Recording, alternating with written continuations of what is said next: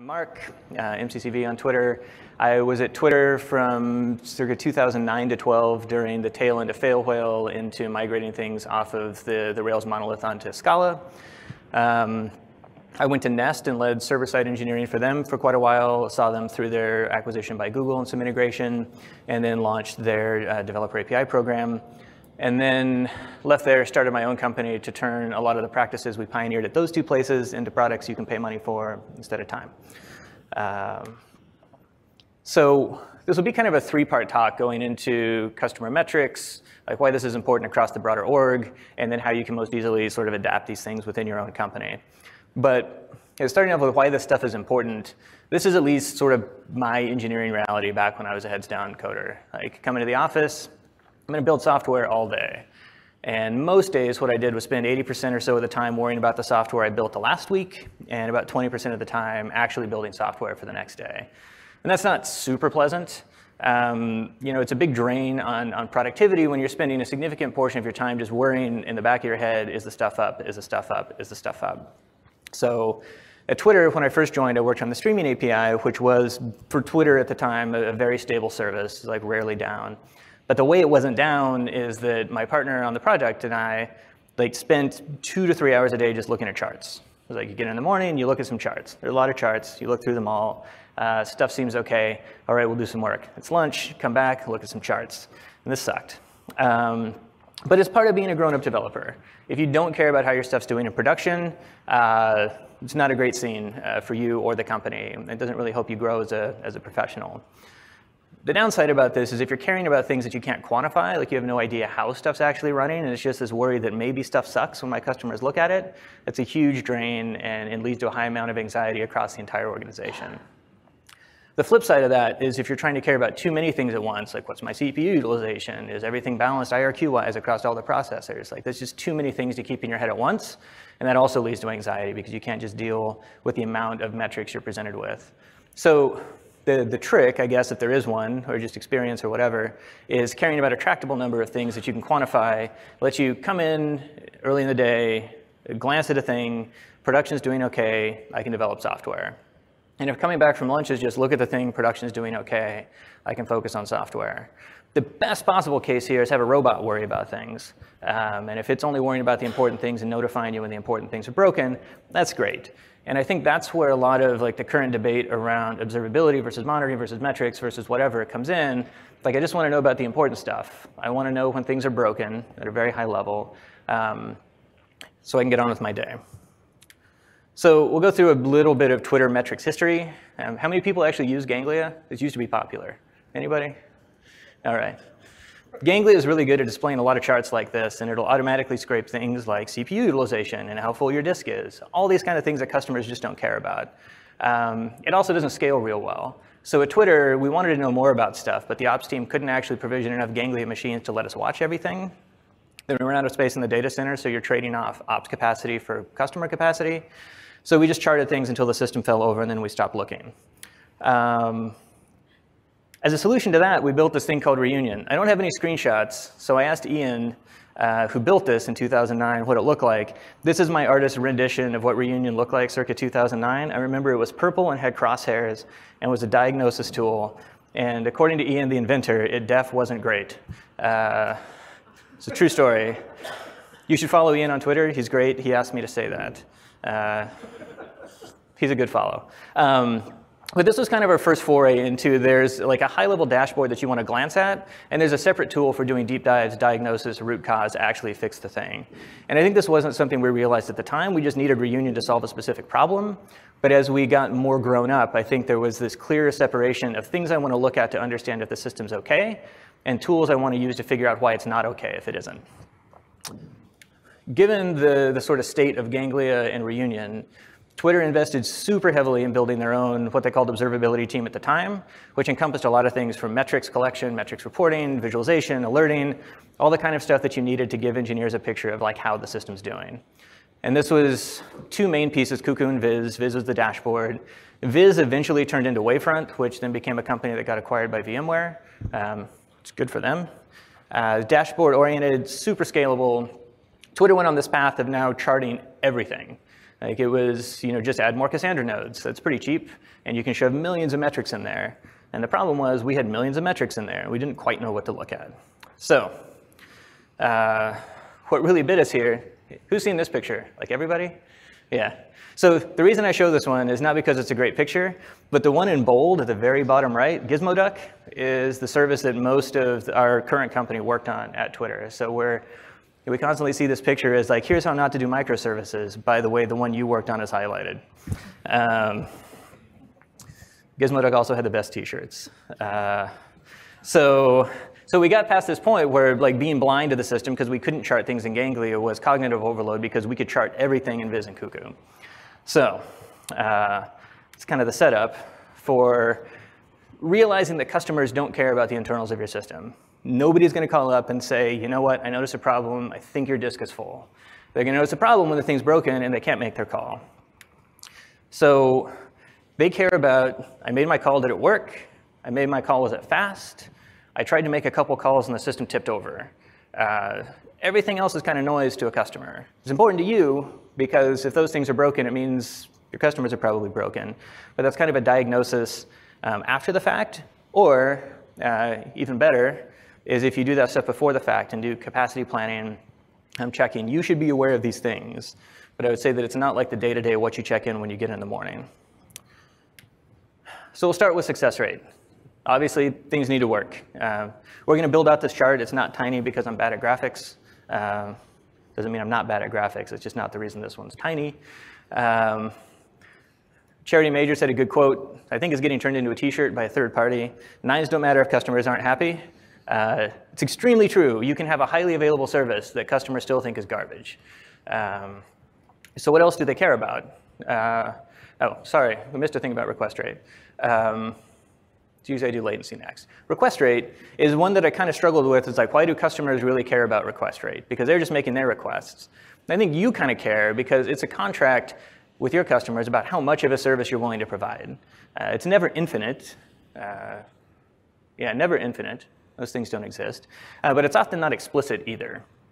Like Twitter never told people, like, look, there's a few million of you. Collectively, you can all tweet about 2,000 times a second. Any more than that, we're going to cut you off. It's important for you to monitor internally because you can gauge whether your system's falling over because the SLA you thought you had was exceeded or because something else in the system broke. Now it's latency. Medians are a pretty bad measure. It's, I think, what both people start out with. I think that's been beaten into everybody's head over the last few years that histograms are good. Anybody histograms? 99, 99.9. Should do histograms. There's lots of pictures where people have a good median and are still very disappointed in a service. So if you put all this together, you end up with a pretty simple view of how happy your customers are. It's important to know that this isn't a diagnostic view. You're not going to look at this and say, aha, here's the problem. Latency deflected, and I can magically divine from these three charts that it is, in fact, that service. And we deployed something that exceeded memory allocation for the garbage collector, and now everything's super latent. But it does give you a good hint that, hey, you should pull up a diagnostic tool and go figure things out because customers are unhappy. And this isn't a presentation trying to convince you not to invest heavily in diagnostic tools. You should get the best ones you possibly can. Because when you need them, you're super panicked and stressed, and you want the best things possible to go fix your problem. But the nice thing about this chart is most of the time, hopefully, you don't actually need to worry about the diagnosis tool. You can look, see that your system's fine, and get back to your day. So that's a good set of metrics. Unfortunately, not all actions are equal. Twitter took a while to get to this, even though if you think of, we'll go with e-commerce, which you consider an online shop. Twitter had a similar ratio of actions and their importance. Customers want to look at stuff, customers want to buy stuff.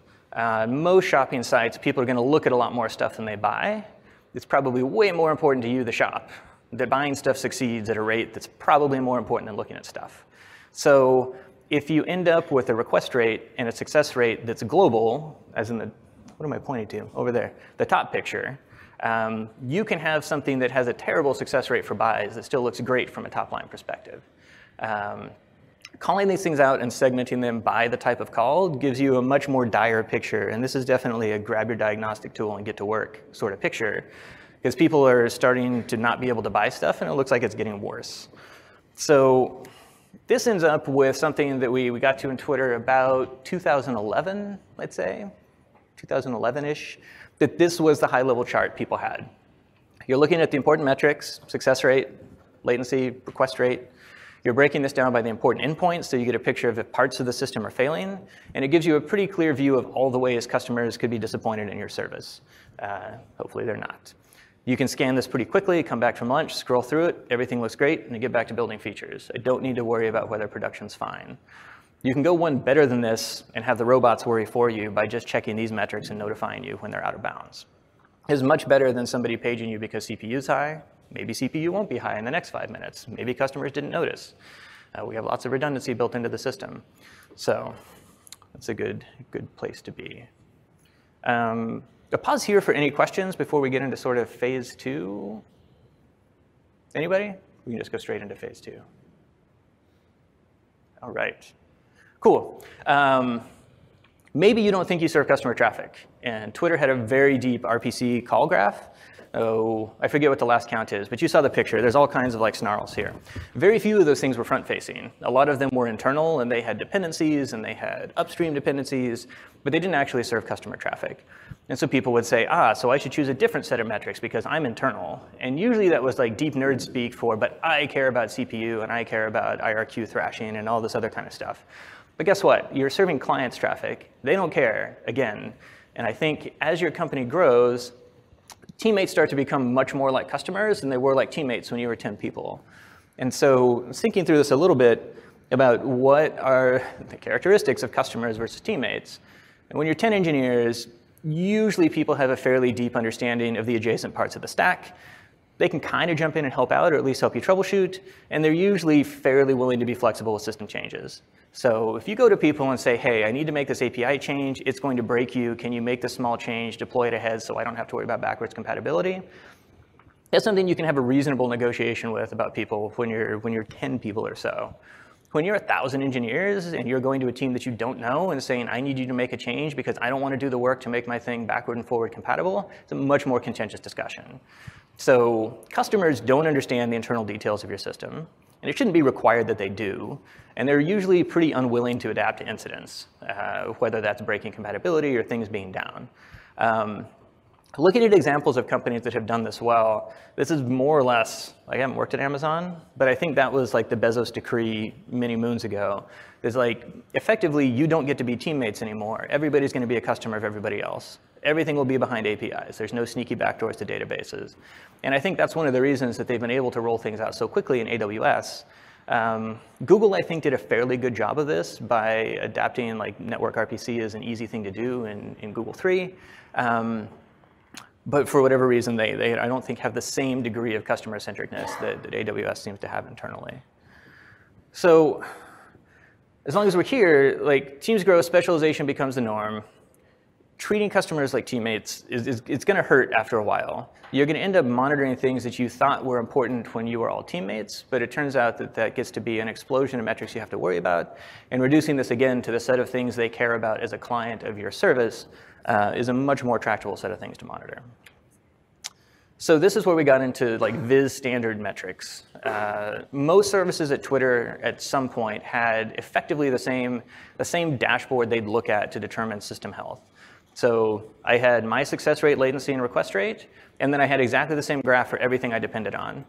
And so if I got paged, people said, hey, you're slow. Say, yes, indeed I am slow. I can see that. Are any of my dependencies slow? Oh, I can see that this one is slow. Let me escalate the page to them. That wasn't automated very well, but it was still pretty quick. I'm awake. I looked at my thing. I told the person on call, you need to page the next person. It's at least better than me having to open a laptop and pull up the diagnosis tool to figure that out. The other thing it lets you do is if all your downstreams were fine, is it downstreams or upstreams? I always forget. All your dependencies were fine. That meant that you had to pull out the diagnosis tool and get to work. The other nice thing was, since this was common across all the services, you could actually understand somebody else's service by just pulling up their dashboard and seeing what they saw. And it wasn't like you were walking into foreign territory with a completely different set of metrics. It was the same dashboard. You may not understand their dependencies, but you could see like they're slow because their things are slow. And that enabled the on-call people to actually skip the step of paging somebody and waking them up. They just like go through dashboards. It's like, this is slow, dashboard, this is slow, dashboard, this is slow, dashboard. It's like, this is the one that's broken. I will page that person. Fewer pages across the org is less anxiety for everybody, for sure. All right, and so this is, as you grow, just lean into this. Trying to keep everybody acting like teammates with deep specialization across all the bits of the stack so everybody can troubleshoot problems is just going to break people eventually. You'll end up having to hire people who are like inhumanly good at keeping lots of stuff in their head, which sucks, or you're going to end up with people who are super burnt out because they have to develop expertise across such a wide range of things. It also lets you focus on KPIs from like a management level. How many people are managers?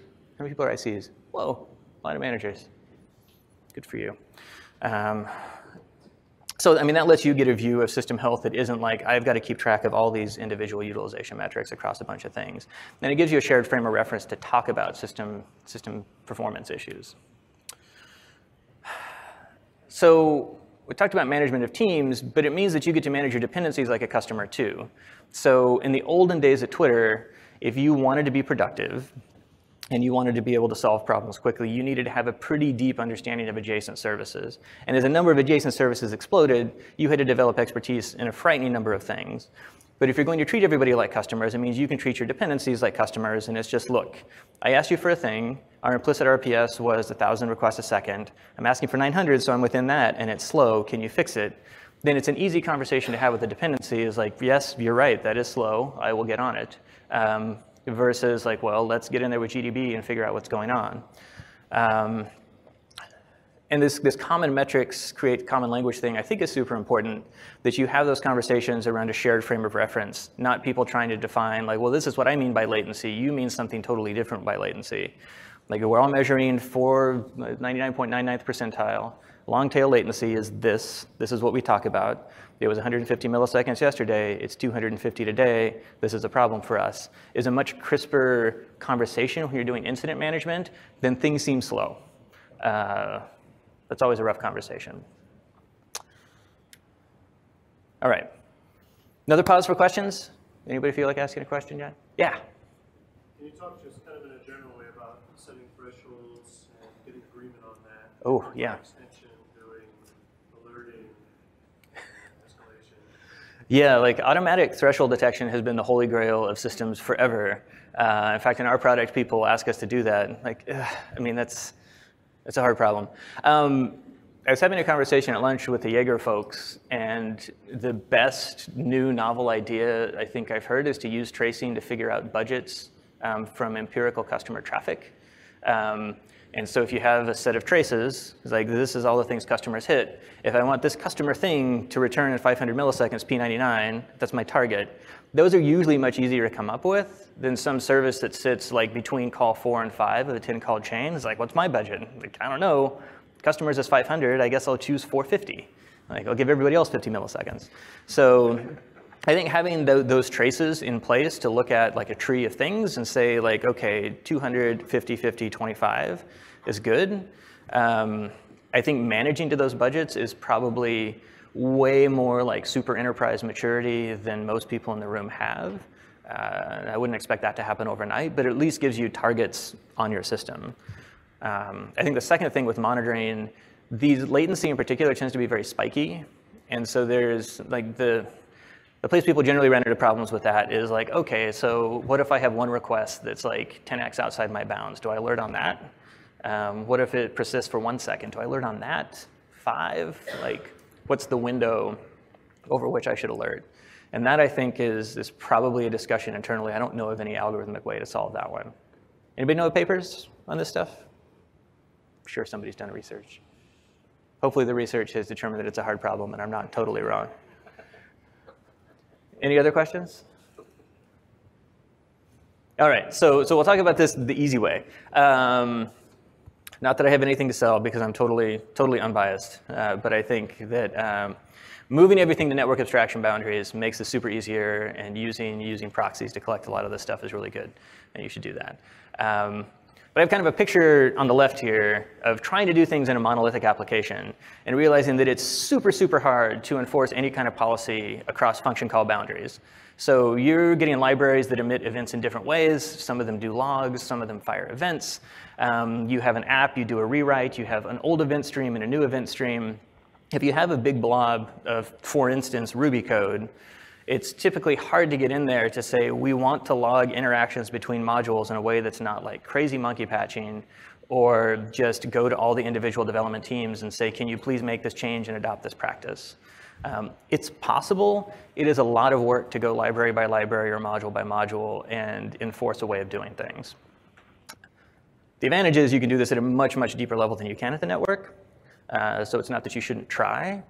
But one of the advantages of having the network be the boundary for API calls is you can put proxies on there, and you can make this actually a programmable abstraction layer. So modern proxies are out now. Nginx was, I think, the first new proxy in like a long time. There's HA proxy, then a long pause, then Nginx, then a long pause. Now there's a flurry of these things. But if you have a proxy intercepting calls, you have a common point of control for doing policy decisions based on security. You do metrics collection, you do routing decisions, you do all kinds of things that you get. And it's effectively having a little smart agent in between every function call you have between services. And this is pretty good. It's harder to deploy, I think, for a lot of people to say we're going to roll out, say, Envoy as a layer between all of our service calls. It's kind of a big thing. But the advantage is you get it for everything. It spans languages, it spans runtimes. You don't have to build a Ruby client and a Go client and a JavaScript client to do all this stuff.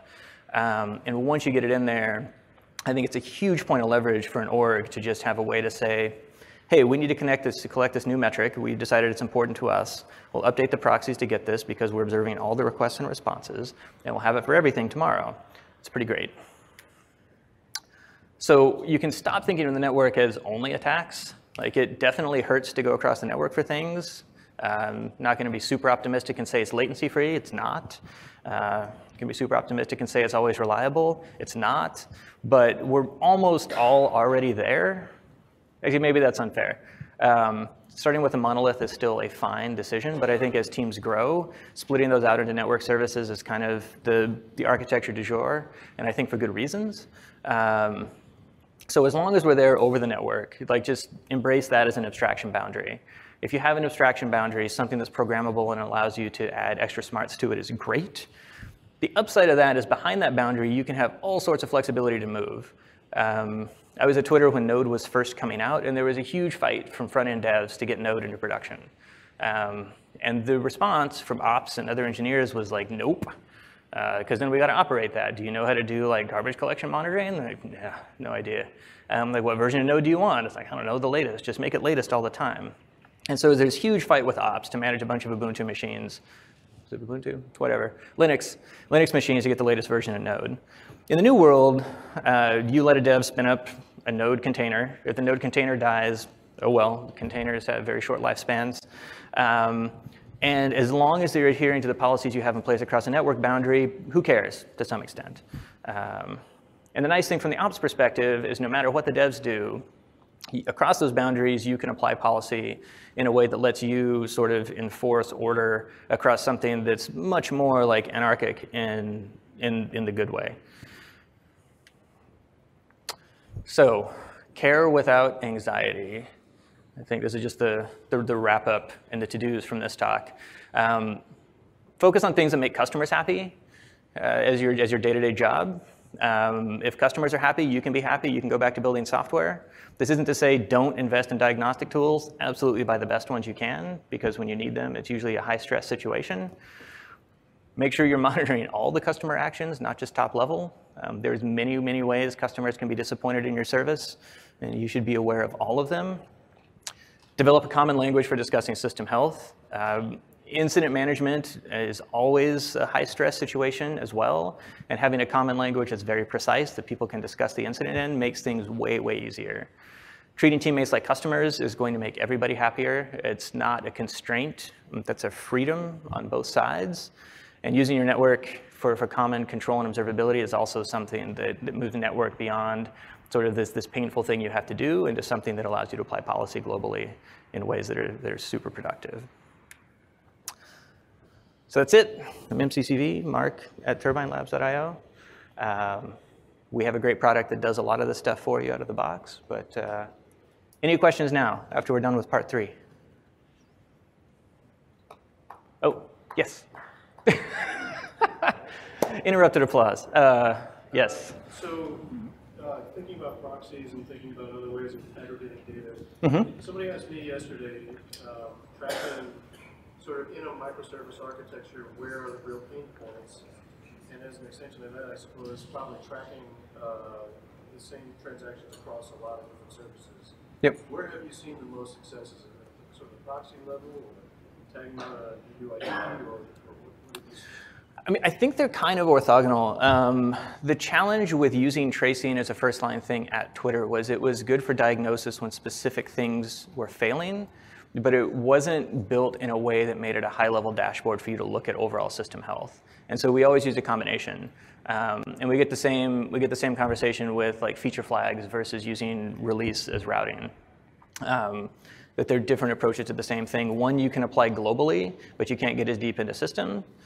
Feature flags allow you to get very deep into the internals of an application, but they're not things that you apply globally to something. Any other questions? Yeah. So, what you mentioned about using programmable instructions. Yes. Along with network boundary, how do you feel about using mechanisms like packet sniffing for observability? Like potential source.